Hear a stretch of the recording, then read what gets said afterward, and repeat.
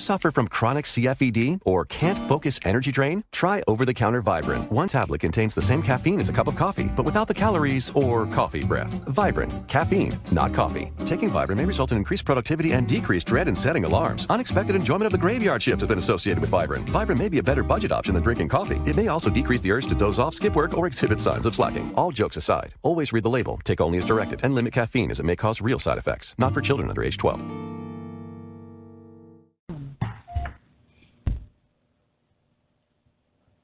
What order will the top 3 tight ends be drafted next year? Which Patriot is the correct call for the FFPC Playoff Challenge?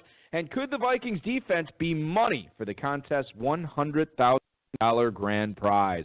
Plus, the 2017 FFPC Terminator champion Tom Murphy co-hosts with me tonight and discusses his RB best ball start, when it's time to punt on your studs in the contest, and much more. We've got a great show for you. Tom Murphy is here. I'm Eric Balkman. Stick around. Your special Eric Balkman Show edition of the High Stakes Fantasy Football Hour starts now.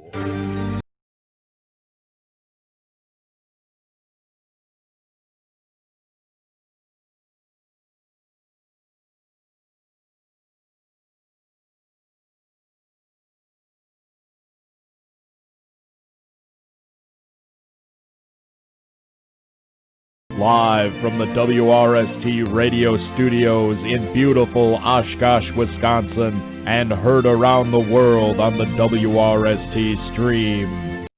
It's the Eric Balkman Show.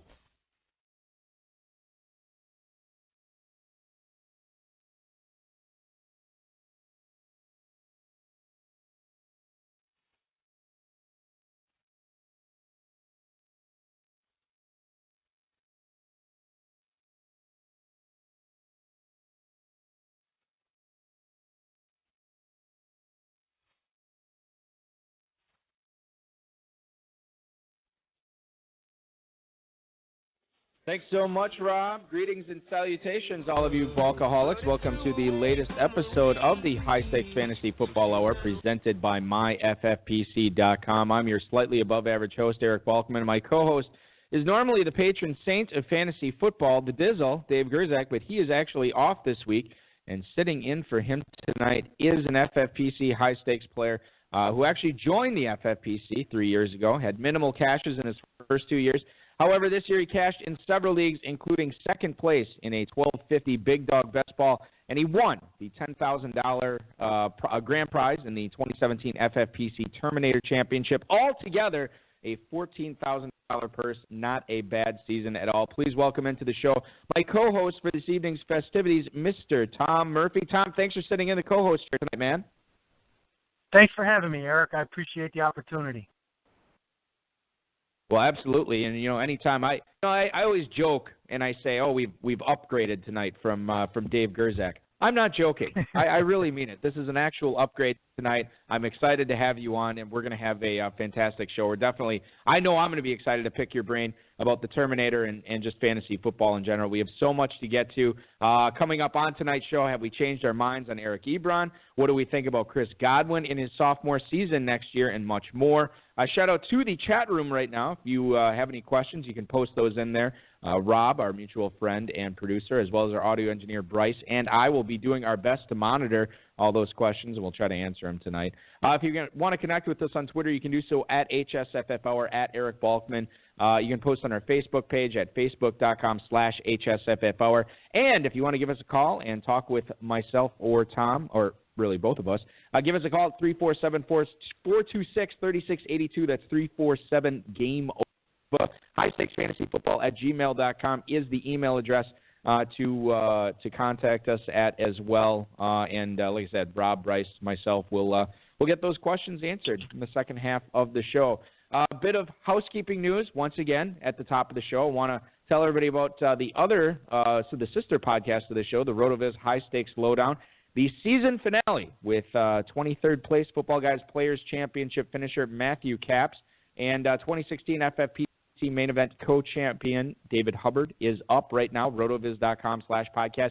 It's a season wrap-up show, so it is an extended show. I think it's probably, my goodness, like 75, 80 minutes long. It's pretty long. It's a long one. But there's a lot of good stuff in there with Matt Capps and a lot of good stuff as we look forward to the next season. And the news I could break on the show tonight, it has been renewed for Season 3. So throughout 2018, you will be able to hear from many high-stakes players on that show as well at rotoviz.com/podcast. I believe the schedule is going to be going for the first Thursday of every month. We will have a new show, and then starting in September, the show will return from monthly to weekly shows through the end of 2018. So very exciting stuff there, rotoviz.com/podcast.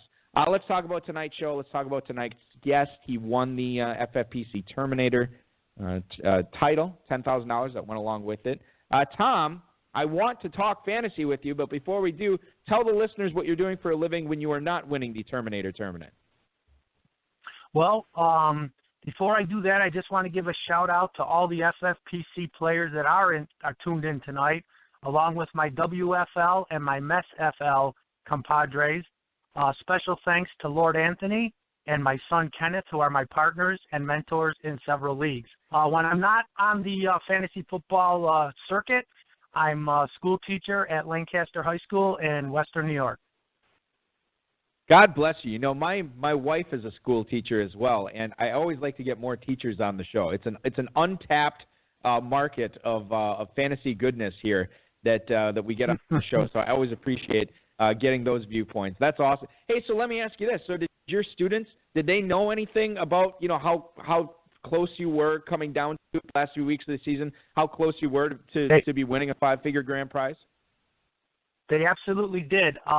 I actually used some of the fantasy football, little fantasy stats and things in some of my math classes, teaching special education. We have to make it real life. So we do some investment talking, and part of that curriculum includes some minimal fantasy football scoring. But no money changes hands in the classroom. Remember that. No, it just changes hands in your FFPC account. That's basically how we like to keep it on the show. We'll keep it, nice and legal like that with the FFPC. You know how we roll. So let's talk about this Terminator title. Tom, this is fantastic, a score for you. Congrats on winning it. I did a little bit of cursory research into this team when I looked at it after you had won it. And I noticed that you actually started off this draft. This is for anybody who's to the uninitiated of the Terminator tournament. This is a 26-round best ball, and you have to cut one player every single week until the final weeks. You're down to a 10-team starting lineup. But you have to terminate a player off your team every single week, which is part of the strategy with it. So 26 rounds, best ball contest, 3 straight running backs is how you led off this draft. Now, this wasn't the only, because you played a lot of best balls this year, Tom. This was not the only best ball that you started off running back. I'm wondering if this is your preferred way to start off these formats for these drafts. Well, I'll tell you, Eric, I spent the most amount of time this past summer doing research and watching YouTube videos and several podcasts of many organizations, yourself included. What I found was you got to have a strategy.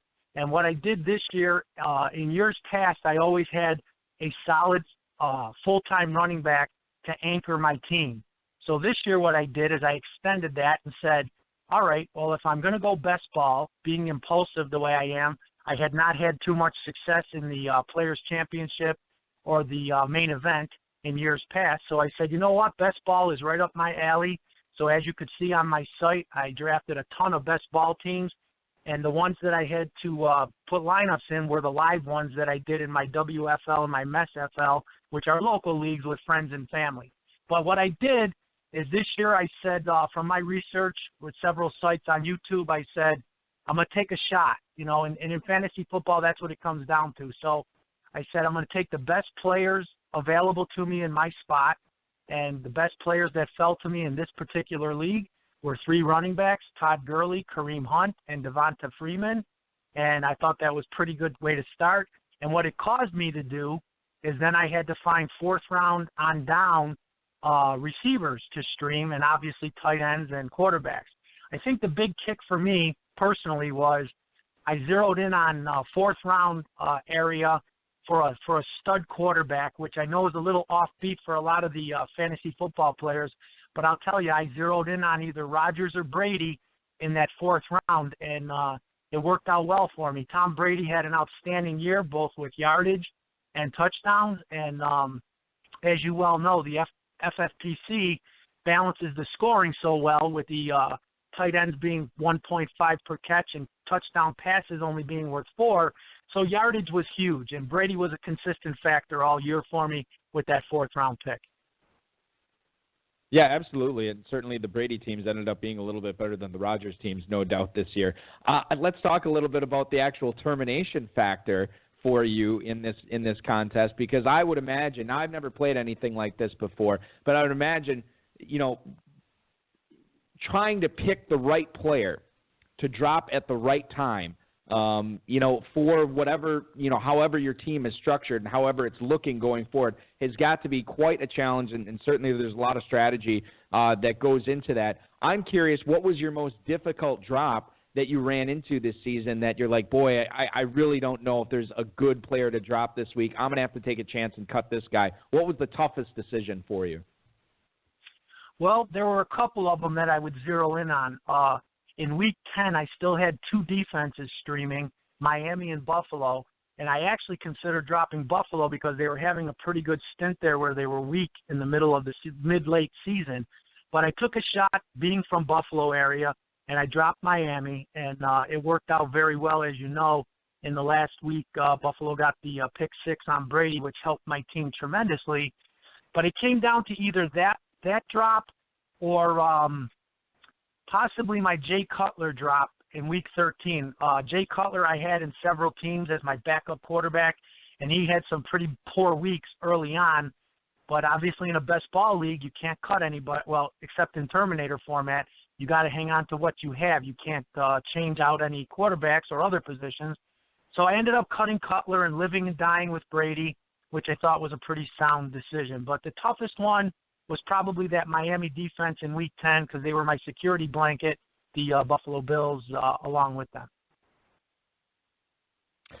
How do you look at how much you have at a certain position, like how many backup quarterbacks, how many backup running backs, how many backup receivers, backup tight ends, kickers, defenses, everything? Do you ever look at what your depth is before you make a drop, and what's the position that you usually end up getting down to just one first for you, Tom? Like, what's the first one that you essentially leave yourself naked at it with no backups as the season goes on in the Terminator? Well, that happened a little bit by bad luck. As the season was progressing on, I had to make some decisions at wide receiver. I had some pretty average statistical receivers, and so I was cutting them along the way. Because I had 3 strong running backs, actually 4, I had Theo Riddick, who came on nicely at the end of the season. And so I had 4 decent running backs. I felt pretty confident in them.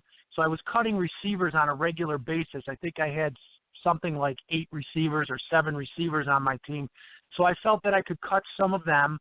But as the season progressed, I realized I was leaving myself a little short.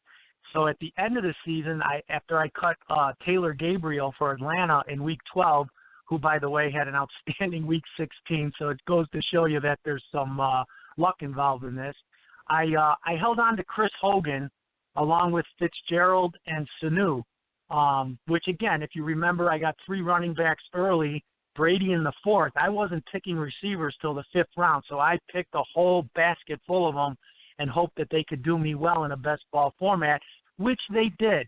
And so I felt I had some leverage there and that I could cut them along the way. I think I might have made a mistake with Mike Wallace a little bit early from Baltimore, cutting him. He came on nice. Like I said, Taylor Gabriel came on. But I held on to Chris Hogan thinking he could break out and obviously have the hookup with Brady, and I ended up cutting him loose in Week 16 as my final cut because obviously with the injury situation, I probably held him a little too long through weeks whenever he got hurt, 12, 13, somewhere in there, and he got me no production towards the end of the year. And I think that, there's a certain amount of strategy that goes into that when you're actually drafting this team. If you can hit on your studs early like you did at running back and then just draft a boatload of receivers, it's easier to just keep hammering that position down because you know who the haves are and who the have-nots are as the season goes on with your receivers. You know which players you hit on. You know which players you missed on. And when you have a huge portion of your team dedicated to that one position, it's okay to cut on those guys that you're missing on. So I think that was an important part of your strategy that really worked out for you as well. I'm curious, and this doesn't really necessarily apply to this specific team, Tom, and tonight's co-host, Tom Murphy, FFPC Terminator champion, speaking on the High Stakes Fantasy Football Hour with Eric Balkman. Tom, when you have these studs that you're drafting in the first few rounds, and not just the first couple, but let's say extrapolate out to like round 5, round 6, round 7, in that still semi-stud range, at what point do you sort of start to give up on those guys? Like, how much leeway are you giving these early round picks that you build your team around if they start stinking? How much leeway can you possibly give them? Because because it's a total points contest, you need to really be cooking every single week in this format, and you can't afford to have these guys, if they're not performing, taking up roster spots. How much leeway do you usually like to give these early round guys? Well, I'll tell you, like I said, if you're getting middle round streaming any position, which mine happened to be the wide receiver position, in my opinion, this is my humble opinion, I think you have to really give your studs a lot of leeway, and that's because obviously you're counting on them. Had I cut loose, Devontae Freeman when he got the concussion, which was later in the season, but earlier than he probably should have been cut, I think I would have tanked my team. I would have sunk my team. It was an all-in type of thing, using the poker analogy, but I think if you go in with a strategy, whether that's to have 3 tight ends and balance your team and 3 quarterbacks and 3 kickers, I've done that before. I've done that on a few teams this year, or whether it was to go gung-ho or all-in or balls out, whatever you want to call it, like I did at quarterback this year. I literally lived and died with Tom Brady and Jay Cutler, and you know which the better of those two were. So I think you got to live with your studs, live with your strategy. My son's the analytical one, so he brought all the numbers and facts and figures to the table through the summer, and I'm the feel kind of person, feel it, what feels right. And my son boo-hooed on the Tom Brady 4th-round pick, said, no, wait on a quarterback, analytics say so, and all the stats. And I said, you know what? I want to have an anchor on my team, and even though I live in Buffalo, which I guess is a little controversial, but I banked on Tom Brady. And one of my scariest moments this year was when he had this Achilles problem through the last few weeks. All I could picture was somebody else under center, and there goes our season. But it worked out for us. I imagine there's a measure of luck. There's a measure of avoiding injury. There's a measure of decision-making. But for me, being kind of an impulsive decision maker, on those teams where you have to make decisions, snap decisions, or thought-out decisions week in and week out, doesn't fit my best style. Best ball was custom-made for me. Terminator was custom-made for me, my style, my format. Bringing my son on board and his analytics, I thought we made a pretty good team, and then we had just enough luck and avoided just enough injury, and here we are sitting with the $10,000 first place. And thank you to FFPC for sponsoring this league. It was truly a wonderful situation all year long following the team. Yeah, I really don't know anybody who's played Terminator that's like, oh, man, I really didn't care for this contest. You know what I mean? Like, it seems like everybody who plays it really enjoys it and comes back again the following year. And congrats to you on that. It seems like you and your son have a very good yin and yang relationship as far as building these teams and deciding who to cut. And a system of family checks and balances well instilled in this roster. And not only with this Terminator team, but your big dog team too, Tom. There was some crossover between these two squads. Tell us a little bit about, you already talked a little bit, trying to get that anchor stud quarterback in the 4th round. And in both of these drafts, it was Tom Brady. But you also got Chris Hogan in both and Larry Fitzgerald as one of your top receivers in both of these as well. Take us through the thought process on why those three players ended up on both these teams, because they ended up being, really home run picks. Well, I'll tell you, Eric, we did put some homework into it. We put some hours into this, and that's part of the fun. I mean, when you're watching these YouTube videos and these podcasts and the different professionals, whether it be on other sites or FFPC itself, you're taking in all that knowledge. But when it at the end of the day, you're coming up with a strategy, and you're living or dying with that strategy, and you're putting up enough money that you think you can spend, whether it's a big dog league or a $35 best ball league. You're still going to get that adrenaline rush. You're still going to get that camaraderie with whoever your assistant coach is, and we were fortunate and, like you said, blessed to be able to invest in a few of the higher level teams.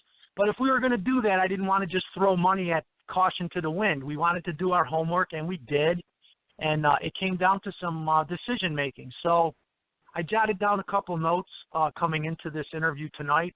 And this is where we got lucky. I mean, Brady was my decision on a couple of my teams by feel. My son was big on the Gurley hunt wherever we could get them this year analytically, and that worked out because Gurley fell to the late first, early second, which we both know will never happen again, not next year. But specifically to the Hogan-Fitzgerald crossover, I always like a hookup, so we went with Chris Hogan where we could get him. And then obviously he went down with the shoulder injury, or we might have walked away with this thing a little bit earlier in the season, maybe weeks 14, 15. But that's not the way fantasy football works. But I do want to speak to Larry Fitzgerald. In knowing that we had a strategy of going heavy running back on several of our teams and having those, 3-down backs where we could get them, we had to make a decision, not getting our first receiver till the 4th or 5th round. Many sites and many experts said that was not a formula for success. They said that if you do that, you're really throwing caution to the wind, and that's a problem. But we stuck to our guns, and we said, okay, let's make a list of receivers that we'll earmark if they get to us, depending on where our draft position is. And I made a little bit of a list. We had some Martavius Bryant teams that obviously didn't pan out very well. We targeted Hogan. I'm sorry. We targeted Hogan, which we got in several leagues. And then our anchor, which was very fortunate for us, was Larry Fitzgerald. We said, you know what? Everybody talks about this age factor, and he's getting up there in years, and this could be the drop-off year. Same with that Frank Gore. This is the year he's going to fall off the cliff, and this is the year he's going to get you nothing. And we said, it's a gamble, it's a risk. So who do we want in that 4th, 5th round range? And we got as many Larry Fitzgerald teams as we could. And when we couldn't get him because he got sniped before our pick, we went with people like Jeffries for Philadelphia, or Hogan, or Bryant. But obviously our two successful crossover teams, as you have mentioned earlier, included Larry Fitzgerald.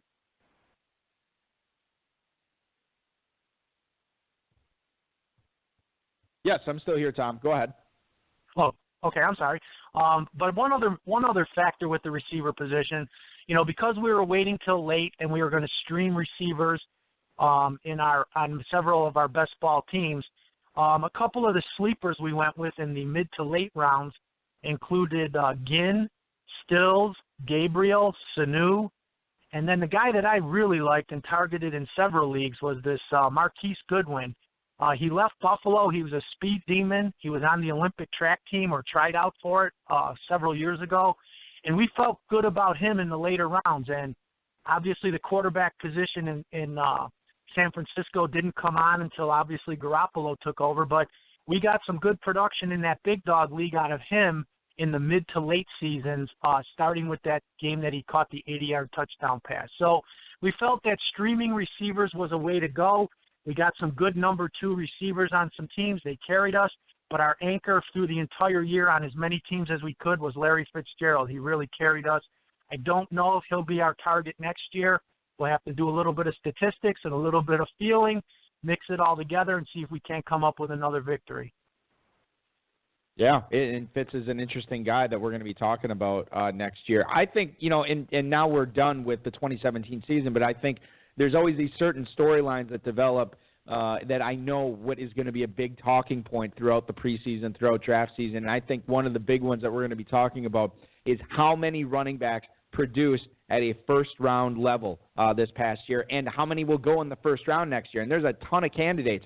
You look at guys right at the top of the draft board next year. Le'Veon Bell and Todd Gurley are going to be up there. Remember, David Johnson had a wrist injury that shouldn't be debilitating. It should not be something that causes him to all of a sudden regress to not the player he was before.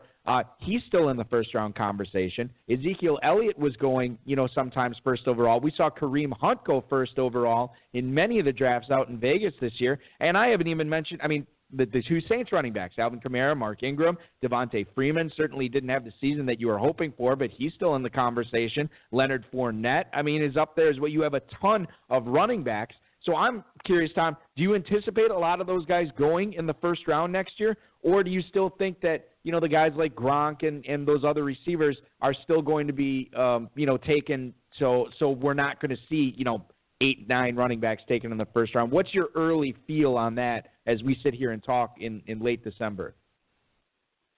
Well, I'll tell you, I think obviously if any league wants to leave Antonio Brown till the 6th, 7th pick, and I have that pick, then obviously my first-round pick will be a receiver. But I hear what you're saying, and I think you're right on. You're spot on. That I think those, I guess I would call them anchors, as the Elliots, the Bells, the Gurleys, the Hunts, the Fournettes. I think these are the guys that, people are going to feel very good about their first-round pick if they get someone like that. Now, as you get into the second and even early third rounds, do you want to reach? Do you want to take a shot as we did this year? We had several teams with Crowell. I heard some really good things about him this year, and he was a bit of a bust because of, the team's record and a pretty average production. But yes, I think you're right on. I think you do this for a living, and you're obviously an expert. I'm an amateur who happened to hit it pretty good this year, but yeah, I think the Elliots, the Bells, the Gurleys, they're going to be right there in the top 4 or 5 picks. But how far people will go? Will they go 2? Will they go 3 deep? Reach for a Freeman or a Gordon in the 3rd round? Like we did on our teams. That's a personal strategy. It happened to work out for us this year. I'll go back to last summer when I was watching these, the experts give me advice, through YouTube or wherever I was watching them, and they would say, have a strategy and stick with it, and that rung true to me. Don't be haphazard with it. Don't be all over the place or go buy a magazine. Just do a little bit of homework, and if you decide that for your fantasy team, the best way to go is I'm going to have 2 solid full-time running backs, then good for you. And if you make that decision, you live or die by the sword and whatever results they give you. But I thought that was good advice that I heard last summer, is that have a strategy, do your homework, and then wherever the chips fall, they fall. And for us, they fell 10,000 to the good because we happened to fall with Hunt, Gurley, and Freeman, which really rode our team to victory. Yeah, definitely. You got to trust the process. Trust in yourself. Trust that the way that you're doing this is the correct way. And you can't play the games on a computer. You can't play them in your head. They play them out on the field. So all you can do is acquire as much good information as possible, make the best decisions, and hopefully it bounces your way. And it definitely did bounce your way for sure in Terminator. I'm going to put you on the spot a little bit, Tom. Tom Murphy, our guest tonight here on the High Stakes Fantasy Football Hour, the 2017 FFPC Terminator champ. I'm curious, and we obviously, there's a lot of rookie running backs, the 2018 rookie class. We don't know who's coming out yet. We don't know who's going to be there. But as far as young running backs that you saw this season that maybe weren't drafted at all, maybe they were drafted late, maybe they were picked up on the waiver wire because they flashed, was there anybody that you saw this season at any point flash the chops that you think, hey, this guy won't be as good as Kamara was this year or Kareem Hunt, but he's certainly, this is a name to pay attention to for 2018 because he could definitely outperform where he's going to go in draft. Was there anybody that you saw this year, a deep sleeper, that we should maybe keep our eyes on that could go in a double-digit round next year that is going to outperform that? Well, if I had to come up with one name, obviously you mentioned all the young running backs that had great years. The Cook guy from Minnesota was dynamic until he went down, unfortunately, with an injury. The Fournettes, the Kamara, these were rock solid people. But like you said, Kamara went a little bit deeper this year, but he was splitting time. But he was just such a dynamic runner and ball catcher that nobody will be sleeping on him next year. But the one name, if I was to come up with one that if we're talking outside of the top, 6th or 8th round type of thing, would be this the guy for Indianapolis, Mack. I think he could end up having a nice breakout year next year, and as a deep sleeper, could end up taking over depending on what happens in the running back situation. There is Foreman for Houston. I think those are two names that I'll be keeping my eye on, and then as camps break, in July and August, watching what kind of carries they're getting and see if they're not at least splitting time in their situations and possibly in line for at least a split, if not a 3/4 type of situation for next year. Marlon Mack and Devontae Foreman for Houston.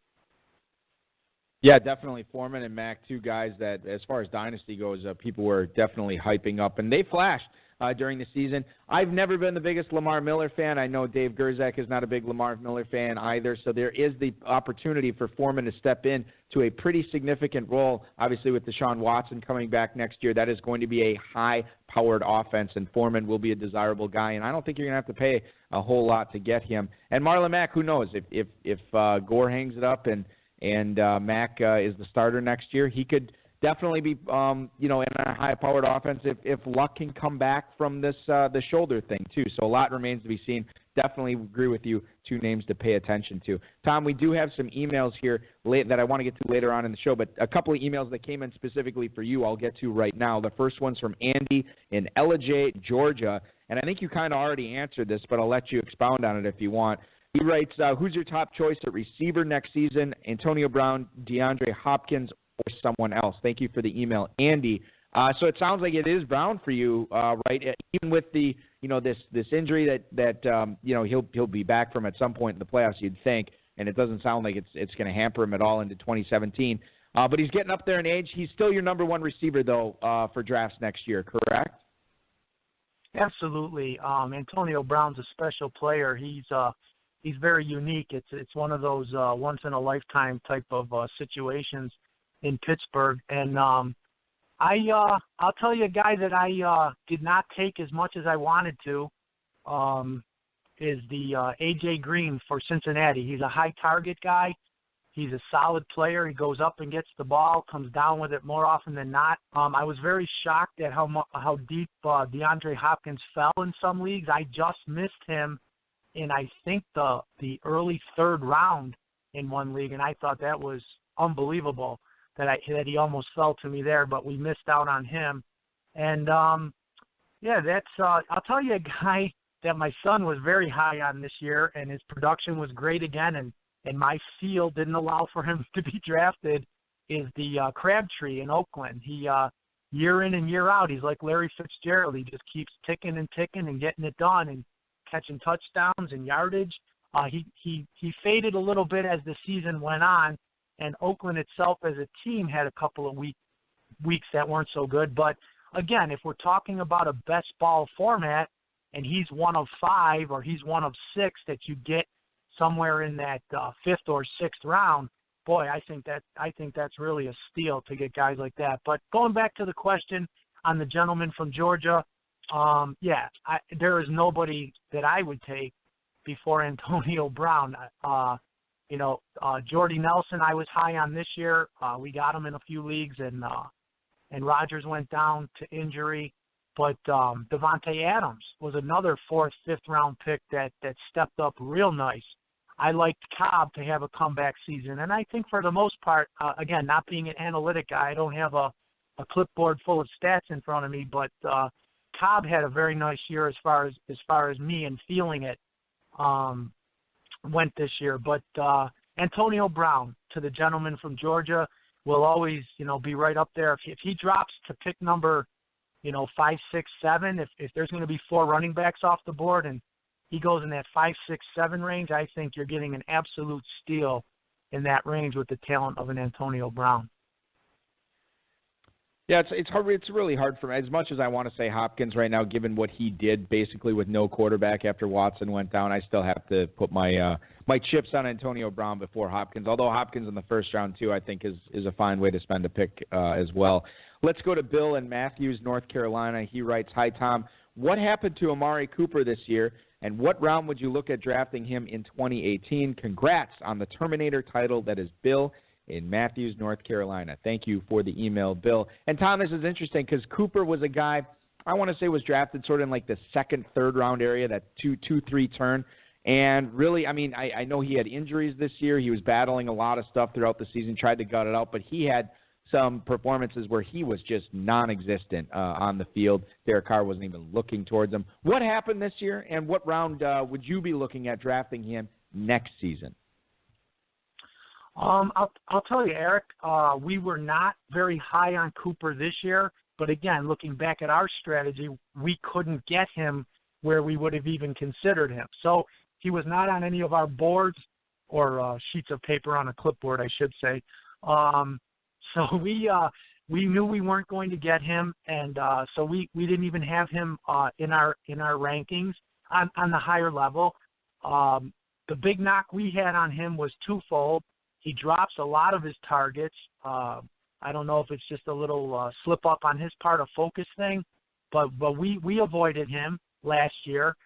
He would have to fall to us, maybe in that unheard of, but maybe like the 4th round for a number 1 receiver that's unheard of. But another name that didn't get to us many times in that 1st, 2nd, 3rd round that I thought had an outstanding year was Keenan Allen for the San Diego Chargers.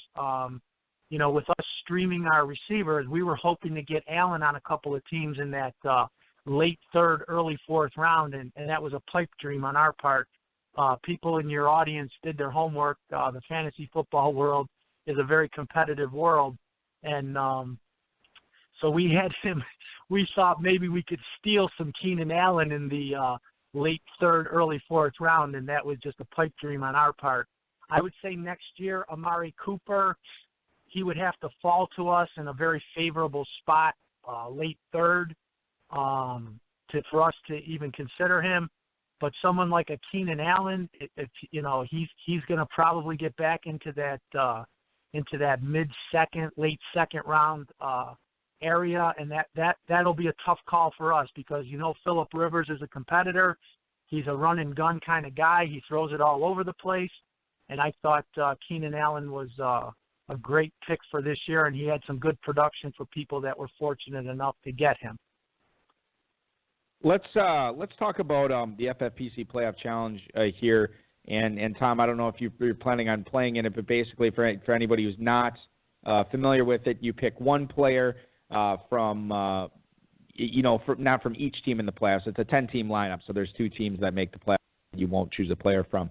And then that is going to be your lineup, or that's your roster for the entire playoffs. If there is a player that you felt is a must-play, a guy that's really going to help you in the playoff challenge, get you to the top of that leaderboard and that $100,000 grand prize, who would it be? And then a player that you think is going to be overrated, overowned, and not a player that's going to help you get to the top of the leaderboard. Well, I'll start with the second half of that question. As we saw in the last week's games, I think Philadelphia was a little bit exposed by Oakland, and nothing against the guy. He came in under very tough circumstances, but Foles fell apart a little bit there in week 16, and which obviously takes some value from those receivers. I think that NFC's got some tough defenses that Philly will be going up against. So I'll be shying away from Philadelphia players and looking more at the in the NFC, the New Orleans, Rams, obviously Gurley, Minnesota's defense type of thing. But I would say if you had to pin me down and look for one consistent player that I would target if I had a any lineup I could make, if I get in, which I'm planning on several of the playoff leagues, including your FFPC, I will definitely be targeting Le'Veon Bell and obviously Gurley. I'll have some Gurleys, some Bells. If I want to mix it up, I'll probably look at some Hunt and some Kamara. I don't know why, but I like Kamara's upside more than Ingram. And again, not being a statistic guy, I'm sure Ingram had way better rushing stats than Kamara, but I just think Kamara is a dynamic player who every time he touches the ball can take it to the house. And so those are some names I would throw out there. I'll probably have some Minnesota Ds, some Rams Ds, some Kansas City Ds. If you recall the first week of the NFL season, Kansas City upset New England. I don't know if that's a sign of times to come in the playoffs. Pittsburgh, New England came down to the last play of the game. So I think the playoffs, there's a lot of parity. I think it could be wide open. So I think this FFPC playoff challenge is going to be a wide open affair with an opportunity for anybody. I think someone's going to sneak out of nowhere. Is McCaffrey going to have a big playoff? Who knows? How far are they going to go? Can Breeze light it up? Michael Thomas. I had some Michael Thomas teams this year where I was fortunate to get him. I think there's a lot of parity where 2 or 3 AFC or 2 or 3 NFC teams could really make a run, and thereby your FFPC Challenge playoff teams could include several sleepers. Does a Rudolph from Minnesota light it up at the goal line and score 3 or 4 times? Does one of the backup receivers, does a Watson or Woods for the Rams, does Goff hang in there, or do they run Gurley, out of the stadium? It's going to be very exciting, and I think the one thing I liked about the Terminator that made it very exciting is when we got to the playoff or tournament rounds in weeks 14, 15, 16, and I imagine it's similar for the playoff PC, you have a running score. So you kind of see your team where it is and where it's going and where it's falling. And I think that just makes for a great adrenaline rush. And for those of us who love the situation, it makes for some good competitive fantasy football. And I'm hoping that some of my teams can place. That would be great. That would be great, and certainly that NFC bracket, as you said, is going to be wide open, especially with some of the new quarterbacks that are not used to playing in such high-leverage situations trying to get to the Super Bowl. Let's talk about the fun part, $10,000 for the Terminator. You cashed more than $4,000 in other events in the FFPC this year, so you're going to be getting the better part of $15,000 back if you want to take all that out right now, obviously, minus whatever you put into the playoff challenge. But do you have any plans for that cash, Tom? What are you doing anything fun with it? Well, actually, it's a nice little chunk we're going to put into the bank. I have a separate account, and I would advise everybody that's in the listening audience to obviously only gamble within your means.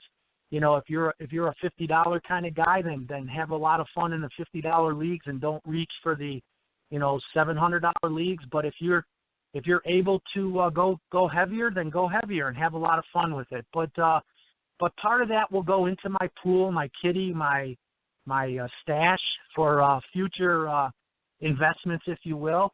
And then part of that will go into the bank, and my wife and I will decide how we're going to disperse that and have a lot of fun with it. She's got some back surgeries coming up, and maybe when she recovers from those, we'll plan a little trip or do something nice for her, because she tolerates us throughout the summer and into the fall when we're doing these fantasy football leagues. So to answer your question, we don't have an exact plan for it, other than I'll put a few hundred into the playoff leagues, and then from there, who knows. Who knows, indeed, and the playoff challenge, I want to remind everybody, the world-famous FFPC playoff challenge is live. You can register your teams today at myffpc.com, compete for a $100,000 grand prize and a $600,000 prize pool, paying all the way down to 550th place at a cost of only $200 per team. All you need to do is pick an FFPC roster of 10 players, choosing only one player per team in the playoffs, no roster management required. We've added more than $120,000 to the prize pool this season, as well as 150 more teams being paid out. Don't delay. Sign up today for the world-famous FFPC Playoff Challenge at myffpc.com. Tom, let's get into some news around the league, as long as, we're not setting lineups really this week too much because it's Week 17, but there is stuff that we can glean from what happened this past weekend to what we will be doing in drafts next year. Leading that off, I want to thank football guys, RotoPass, RotoWorld, and Rob for tonight's rundown, by the way. Todd Gurley in Week 16, 118 yards rushing, 10 catches for 158 more yards and 2 touchdowns. That was on 13 targets. Gurley obviously crushed it last year. I'm curious, Tom, if you get the number 1 overall pick in 2018 in your drafts, how likely is it that you will be using that pick on Todd Gurley? I would obviously, he would be a strong consideration. I think he's definitely right up there in the top 2 or 3, but that's what makes fantasy football so great, is that everybody has a different opinion or a different team they root for, or whether it's picking by your heartstrings or picking by your analytics. It's all an individual thing. But if I'm fortunate enough to have the number 1 pick, I would give strong consideration to Gurley. But I will say this, Le'Veon Bell and Zeke Elliott would also be on my board in terms of that, in terms of having the first overall pick. I would like to add to that, though, this year with the Big Dog League as well as the Terminator team that we won it with, our first picks, I don't have it in front of me, but I had no early round picks in any of my leagues that we placed in. So people in the audience today that are saying, oh, darn it, I didn't get to pick till pick 7 or pick 8 or pick 9.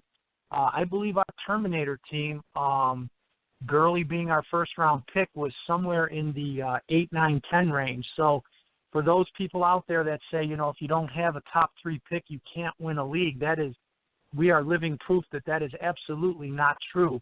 We've placed and we won several leagues where we were the 8th pick through 12th pick. What it comes down to is a little bit of luck. Like you said earlier, David Johnson went down with injury. Antonio Brown had a bit of an injury. Zeke Elliott had the suspension. So there was some unforeseen things that happened. But then there was also some homework on our part, some diligence, and some fortunate avoidance of injuries. And so picking in that 8, 9, 10, 11, 12 can absolutely culminate in a championship, and we're living proof of that. Yeah, and I sort of not really necessarily on the flip side of that, but, I saw people lose David Johnson, who was their first overall pick, and then they still, did very, very well. There was one team in the FFPC main event who had the 101, used it on David Johnson, obviously lost him Week 1, and he still won 11-0 in the regular season. I don't know if he ended up winning his league in Week 13, but I know he was in his championship game. So it's certainly possible. Not only do you not need a top 3 pick to cash a 5-figure or 6-figure grand prize, sometimes you can have a top 3 pick and then have that guy go down, and you still end up doing very, very well. So there's a zillion different ways on how to win these leagues for sure. Travis Kelce this past weekend, 4 catches for 47 yards and a touchdown. That was on 8 targets against the Dolphins this past week. Patrick Mahomes might be the starting quarterback for Kansas City next year, and certainly that would be a good thing if Mahomes is going to push the ball down the field to guys like Tyreek Hill and Travis Kelce. When you look at tight ends this year, we saw Zach Ertz not come out of nowhere, but certainly outplayed his draft position. You have Travis Kelce, who obviously crushed it, was taken as the first tight end in a few leagues that I saw this year. And then obviously Rob Gronkowski did very, very well this year. Who's your number 1 tight end next year? As I ask you this on December 29th, Tom. Well, obviously Gronk leads everybody's board, and the only question with him is the injury factor as well as the holding it together factor as far as discipline. But aside from Gronk, when you take him out of the mix, whether it be because of personal preference or you just don't want him in terms of injury, then I think I narrow it down to four other ones. I like Travis Kelce. I liked Olsen, who got hurt this year. But I also liked Rudolph and Ertz this year, and they both had very, very productive seasons, and you could get them at much better value a little bit later on. I would like to remind your audience of that fact that in this Terminator Championship, we streamed 4 or 5 tight ends, which we got as late as round 25 and 26. But our early tight ends, which we didn't take until the middle rounds, were Jason Witten and for Dallas, and then we took a flyer on this Ingram for the Giants, who was coming around and had a very productive year. He scored for us on several weeks. We kept him right through to the end, and when it came right down to it, in week 16, watching the scores minute by minute and game by game, it came down to some rosters that had similar players to ours, the same players, and a difference maker for us was Jason Witten, who I believe we got in the probably around the 8th round, 8th or even later, 8th round, and he ended up really carrying us with like an 11-point week 16. So really, you know, it's just do your diligence, have a belief in who you're going to take, and you know, but I would go with those guys. Gronk is at the top of the list always, and then Kelce, Olsen seem to be that second tier, but I avoided them this year, and I looked at more of the Rudolph, Ertz in that 4th or 5th round, where and when we could get them. Let's talk about another tight end who's, I don't think anybody's drafting him as the first tight end off the board, but he's been sneaky good the last few weeks. Eric Ebron, 5 catches for 83 yards and a touchdown in week 16 against the Bengals. Ebron, I read, was this on ESPN that I saw, but basically his last 3 weeks of the 2017 season have been his best 3 weeks, and 2 of those 3 weeks have been, or his best 3 weeks in his career. 2 of them have been in the last 3 weeks. So certainly he is coming on. He is white hot right now. This is as good as we've ever seen Eric Ebron play. And Tom, does this late season performance make you think that he actually could be a sleeper for the whole season next year? You know, he's a free agent. We don't know where he's going to be. But if Detroit does sign him and keeps him with Matthew Stafford in that offense, I mean, everybody's healthy right now in Detroit. Golden Tate's playing. Kenny Galladay's playing and Marvin Jones is playing. I mean, it's not like he's taking advantage of somebody missing from this lineup. But if he ends up re-signing in Detroit, I mean, Ebron is a guy that's got to be climbing up draft boards. What are your thoughts on Ebron next year? I like him. I think him and Stafford have a good mix together. I think they have a good connection together. The knock on him in the summer was the injury factor. We almost got him in one league in like the 8th or 9th round, and someone sniped him before our pick. But I could absolutely see him being a coveted tight end next year by some teams that believe that Stafford and him will have that connection. The nice thing about Detroit is in these best ball leagues, they wing it around. So I had a couple weeks where Marvin Jones was catching 1 touchdown, and he even had a week with 2 touchdowns. That helped me beat somebody in another league. But Ebron will have his weeks. You know, you just have to be willing to either, if you're in a league where you have to set a lineup, you know, you're going to have to do your homework and your best guess on when to play him. And the beauty of a best ball league is I just draft 2 or 3 of them and say, hey, whoever wants to come up big this week and have a 15-point week, I'll more than accept it. So, yes, I believe Eric Ebron will be a good, solid pick next year. Again, depending on where you could get him. I wouldn't take him probably before round, I would say 5 or 6 here in December. But who knows? If he becomes the go-to guy, maybe he slides up to that Zach Ertz, Kyle Rudolph range of the 4th or 5th round.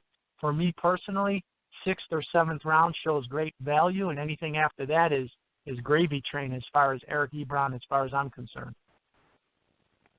You know, another guy that's going to be shooting up draft boards is next year, I'm assuming, is Derrick Henry. DeMarco Murray actually Now, the early diagnosis with that injury that he had on Christmas Eve was an LCL sprain. I've heard other stuff with the MCL. I'm not really sure what's going to happen with that, but it doesn't speak well for Murray to have this injury. And this is a guy with a lot of mileage on his legs and on those knees, and a guy that is going to be due $6.25 million in Tennessee next year, so he easily could be cut. And if he does, all of a sudden you have Derrick Henry there, and maybe this is finally where he's freed and he can finally be the 20 touch per game running back that they saw.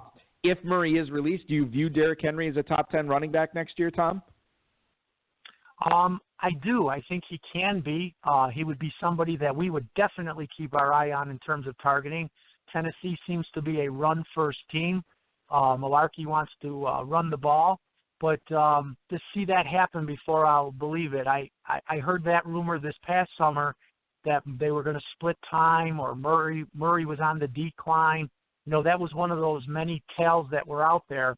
And I just I would have to see it before I believed it. I think DeMarco Murray is still the man, and until he's not, he's the guy. But yes, I absolutely am high on Derrick Henry. I thought he got less production this year than I projected that he would.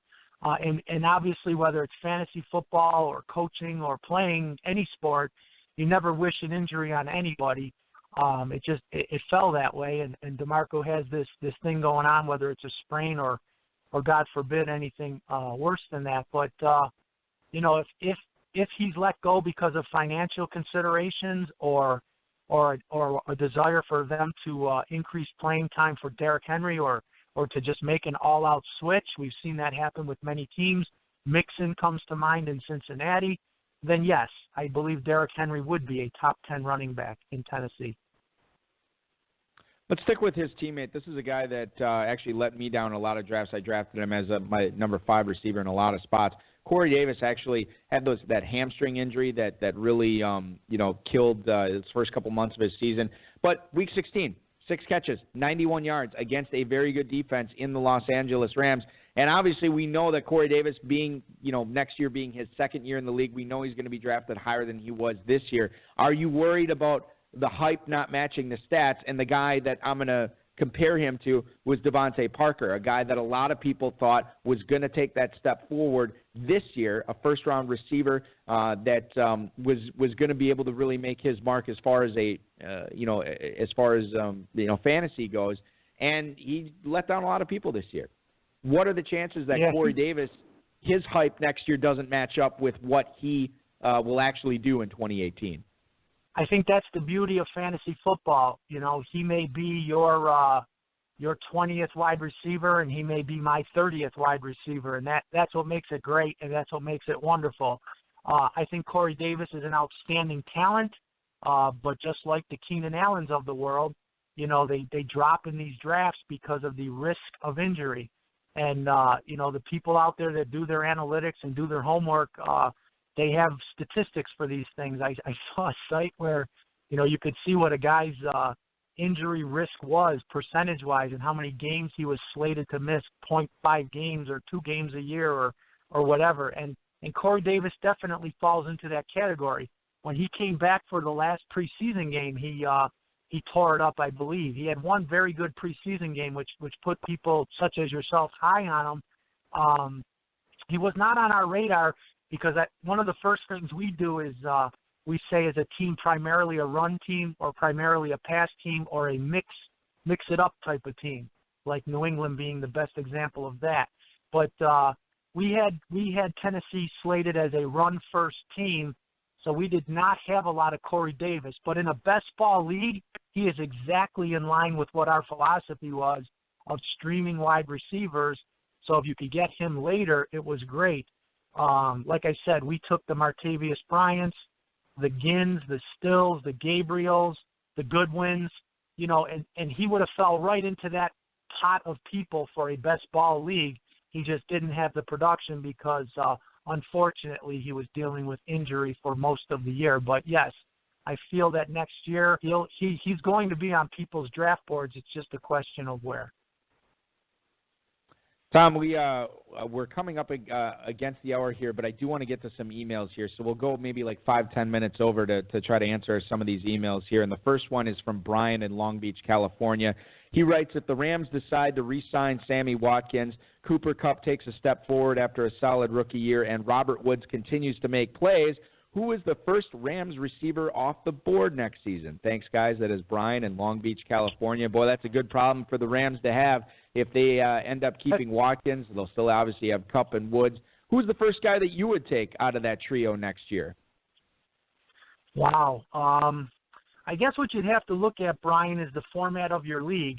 And if you're playing FFPC, which is the only online league that I play, along with some family and friends live leagues, the FFPC format rewards receptions as well as yardage. So I would have to say that my first pick, if I was ranking the Rams receivers, would be Kupp or Coop, however you say it. I think that Goff really looked his way and gave him a lot of opportunities. I don't know what the targets were. Again, look at the analytic guys for that. Sammy Watkins I would rank as the big ball guy, the guy who's going to make the big play, but with a lot of dangerous potential. You know, he could have that 100-yard game without blinking an eye. And I would probably myself put Woods at the bottom of that list, but not in any knocking or disservice type of way. You know, there's only so many balls to go around. But if I was ranking the Rams receivers for next year right now here today, I would probably go in an FFPC format. I would probably go Kupp, Watkins, Woods. There you have it in Brian in Long Beach, California. Jim in Independence, Ohio writes, I'm going to jump into the playoff challenges here, and I obviously know a Patriot is must own. The question is which one? Thanks for the email, Jim in Independence, Ohio. You know, this is interesting. I know you're a Gronk fan, Tom, but there's going to be people who are like, you know, maybe I play Cooks because of the big play potential. Maybe Brady is my quarterback since I'll get double points to the Super Bowl, and I view you know, maybe people are viewing the Patriots as, you know, the lock to get to the Super Bowl from the AFC. And then there's another school of thought. Maybe you want a running back and go contrarian, and you want to go uber contrarian, and instead of taking Deion Lewis, maybe take a guy like Rex Burkhead. There's any which way to go, and I didn't even mention their defense or Gostkowski. For you in the playoff challenge, who do you think is the Patriot to own this year? Well, the simple answer, the quick answer, my impulsive answer is everything that happens in New England goes through Brady. So my first thought would be to take Brady if you want consistency, to take Brady if you want big play potential, to take Brady if you're just looking at, I know this position is a lock and I can look elsewhere to fill my other slots. So that would be my first response. But if you want the best at their position and the chance to just pull away with points, you got to look at Gronk. I have not done the playoff breakdown yet, but I probably won't be looking at Cook very much. I am very intrigued by Deion Lewis. He would probably be my main running back, especially in a playoff format where you pick your players for each position. I probably would have some Brady, some Gronk, and some possibly some New England defense because they can be opportunistic and come up with big plays. But if I was going to reach or needed to fill a slot, I may look at Deion Lewis. Brady and Gronk are probably the most sure things. And Deion Lewis getting some buzz in the chat room right now, too. A lot of people are liking him for sure for this competition. Let's go to Pete in Eagle Lake, Texas. Happy New Year, gentlemen. When I was reading up on the Bucs this week, I noticed that there is a decent shot that Tampa releases Deshaun Jackson. If that's the case, is Chris Godwin a sneaky sleeper behind Mike Evans for targets there next season? Thanks, guys. That is Pete in Eagle Lake, Texas. That's going to be an interesting offense to watch next year because O.J. Howard will be in his sophomore season in the NFL. You'd like to think that Mike Evans can't be any worse than he was this year. And you could make the same case about Jameis Winston. But Chris Godwin's actually looked pretty good in the games that Jackson's been hurt or, was inactive or was ineffective. What do you make of Chris Godwin in 2018, Tom? I like him. He was a name that came on our board for late picks, streamers, and wide receiver this year. We did not pull the trigger on him, and that was a mistake on our part. especially if Deshaun Jackson is let go. Mike Evans is the guy there, and Jameis Winston was predicted to have a breakout year, and it just didn't happen. As we all know, it's the NFL. They play great players every week, and things happen. But Chris Godwin has a great opportunity to rise up next year. He is one of the players that we will put on a watch list to see if in the off season or actually the preseason, what his connection rate is, his target rate with Jameis Winston, to see if he's worthy of a mid to late round pick. I probably would not reach and go up to get him too high. Like I'm thinking in the 8th to 10th round type of situation, or even later, depending on where he falls. But with Deshaun Jackson gone, he may not be there in that 9th or 10th round situation. That they also have the other tight end, Brate, who is a goal line hawk and tends to get some looks down at the goal line. But that was another joke my son and I had, is that Mike Evans, we avoided him because of where you had to take him to get him, and it turned out good this year. But we were watching this game last week where he came down with some tremendous balls and looked like a Hopkins kind of receiver.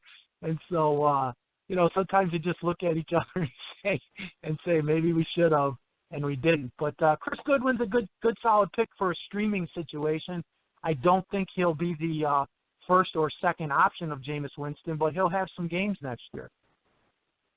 Yeah, definitely. And certainly best ball players take note, because that is the type of guy that you'd want on your team, as long as he doesn't ascend too far up in ADP. Vince in Teterboro, New Jersey. Dear Tom and Balky, maybe this is best for Balky given his proximity to the green and gold, but what do you think Green Bay is going to do at running back next year, and where does the fantasy value lie? Thanks for the email, Vince. So you have Ty Montgomery on IR next year. There's, I would say, rumblings, and I would never say like this is well placed within the organization, but there's rumors that Ty Montgomery could be moved back to wide receiver next year. That remains to be seen. Jamal Williams and Aaron Jones obviously look very good in moments this year, and Jamal Williams definitely carrying the load in several games for the Packers this year. What about you, Tom? What do you think about this situation, these Packers running backs, and will one of these guys end up being a value, and if so, which one? Well, my first response would be that the Packers to us are a pass-first team. Everything goes through Rodgers, and he's obviously got the weapons outside with Nelson, Adams, and Cobb, and even this Allison guy. We'll be keeping an eye on him depending on what happens with the other three. So I don't know.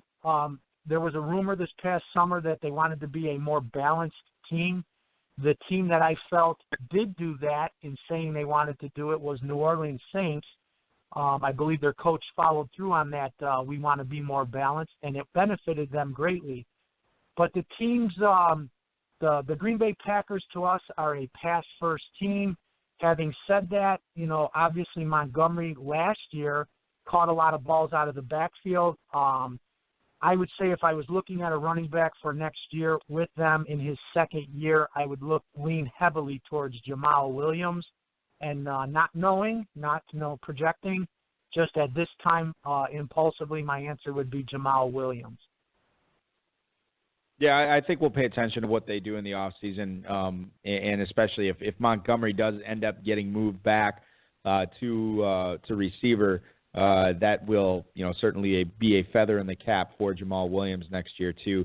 And that is a decision that should be made pretty early in the offseason, I would imagine, for Green Bay. Final email tonight is Kevin in Harper, Oregon. I'm trying to build my playoff challenge roster and struggling what to do in Minnesota. Is the Sharky play to go with the Minnesota defense? Thank you, Eric and Tom. That is Kevin in Harper, Oregon. So you look at Minnesota, you have Case Keenum, Diggs, and Thielen at receiver, Murray and McKinnon at running back, Rudolph's the tight end. But is the defense, you got to play somebody at defense. Minnesota certainly could go all the way to the Super Bowl, which will be in their home stadium. What do you think about playing the Minnesota defense in a playoff challenge lineup this year, Tom? Well, Eric, you obviously cannot go wrong with Minnesota's defense. One consideration I'll be taking into account is who has the big play potential. And one guy that stands out to me is, if he's returning kicks, would be Tyreek Hill for Kansas City to get the maximum value from the defense. But in terms of shutting people down and absolutely potential for shutouts or low-scoring games, Minnesota tops that list, along with the Rams. Carolina seems to be coming into their own. Jacksonville had a wonderful season in the AFC, but yeah, I don't think you can go wrong by placing Minnesota as your defense in a playoffs format such as the FFPC. Tom, this has been quite a pleasure talking to you tonight. I certainly enjoyed picking your brain for the better part of, 75 minutes now. I want to wish you best of luck in the playoff challenge. I want to wish you best of luck in your 2018 leagues as well. And congrats on that Terminator title, man. And who knows, maybe you can make it 2 years in a row. I know you really enjoy the format. Seems like you and your son have a good handle on how to attack it. And you made the right calls this year. Maybe you'll do it again next year. In any event, enjoy the win, enjoy the moment, enjoy the NFL playoffs, and thanks so much for coming on the show, man. Eric, I really appreciate this opportunity. I appreciate what the FFPC puts out there. I would like to shout out to, I believe her name is Chris. Chris from your facility does an outstanding job. I'm not a big email guy or complainer, but every time I sent an email to the FFPC for support, she would get back to me in very, very short time. I mean, unbelievably, like within an hour, within a half a day if it was a more general question. So I do want to shout out to Chris and say thank her for all that she tolerates with all of us fantasy football players. And just thank the FFPC for what you guys put on. I'm looking forward to the playoff challenge as well as next year. And this was a real pleasure coming on with you tonight. I hope it was helpful to some of your listeners.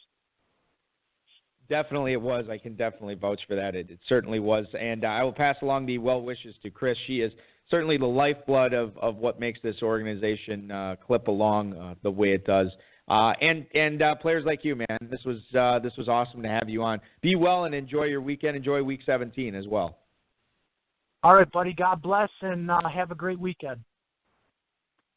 Tom Murphy, ladies and gentlemen, the 2017 FFPC Terminator champion. Awesome stuff from him, and I'm sure that is not the last we'll be hearing from him as far as success in best ball formats go. So with that, I want to thank everybody for tuning in tonight, specifically Tom Murphy, the FFPC, Rob Bryce, and, of course, each and every one of you. For those of you who are on or have Sirius XM, I will actually be making an appearance on there tomorrow on Rotoballer Radio at 6:30 Eastern Time. We'll talk a little bit more about the playoff challenge. Those guys are familiar with the format. We'll get into some strategy, some tips, and just more information about the playoff challenge in general. Get a fresh take to look at that. That is on Sirius XM Radio tomorrow night, 6:30 Eastern Time. It will be a fun show for sure. And I want to remind everybody that we will be back next year. This is our last show.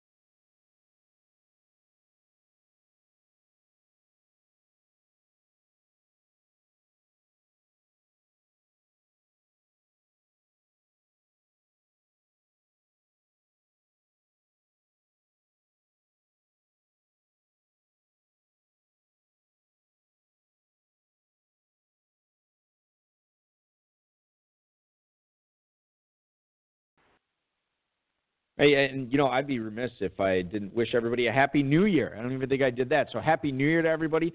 Be safe out there. Enjoy Week 17, and make sure you register for the playoff challenge.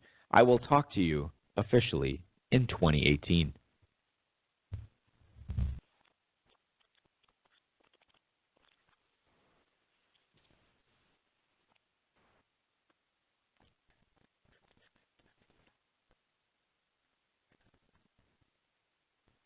you suffer from chronic CFED or can't focus energy drain? Try over-the-counter Vibrant. One tablet contains the same caffeine as a cup of coffee, but without the calories or coffee breath. Vibrant. Caffeine, not coffee. Taking Vibrant may result in increased productivity and decreased dread in setting alarms. Unexpected enjoyment of the graveyard shift has been associated with Vibrant. Vibrant may be a better budget option than drinking coffee. It may also decrease the urge to doze off, skip work, or exhibit signs of slacking. All jokes aside, always read the label, take only as directed, and limit caffeine as it may cause real side effects. Not for children under age 12.